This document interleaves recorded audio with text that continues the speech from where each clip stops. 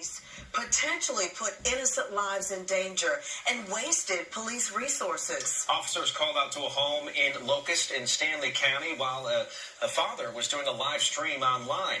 Our Glenn Counts spoke to him about the tense and confusing moments when police showed up. Well, we are at the Locust Police Department. This is one of 3 agencies that responded to this non-emergency. Of course, officers didn't know that at the time, and that's one of the things that makes swatting so dangerous.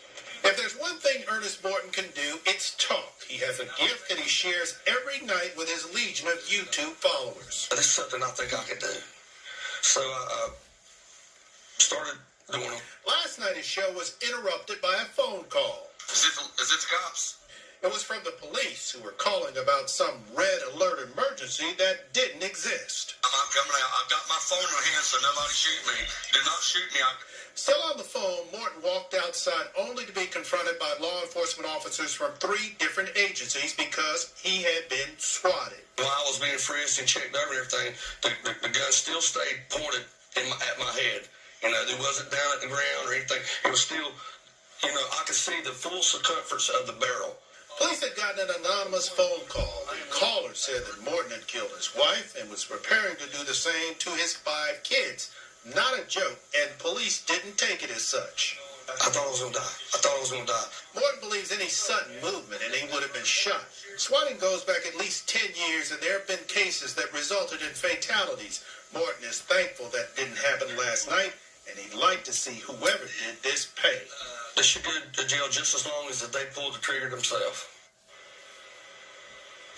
Well, police tell us that situations like this make them upset because they waste a lot of resources for nothing, and it puts innocent lives at risk. This is the first time something like this has happened in Locust, and authorities are obviously investigating with the goal of putting whoever did this behind bars. Back to you. On Fox, a disturbing 911 call reveals what Stanley County law enforcement thought they were dealing with after someone called in a swatting prank on a father. Fox 46 anchor Brian Blakely is live in the newsroom with more on that call. Brian? Well, Ann Wyatt, a man who lives in the Locust neighborhood, says he was live streaming on his YouTube channel when police showed up at his front door, guns drawn, and come to find out he was pranked by someone he says may have been watching him through his computer. Now, the prank is called swatting. It is a growing internet prank where someone calls in a fake emergency under someone else's name. This time, Ernest Morton was the victim. Someone called Locust police pretending to be him and saying he shot his wife. County Communications. Hello, yeah, I just shot my wife. She's dead. What's your address?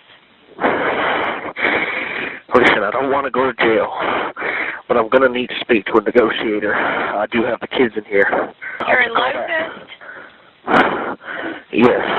Okay. Is there any medical attention that we can give your wife? She's dead.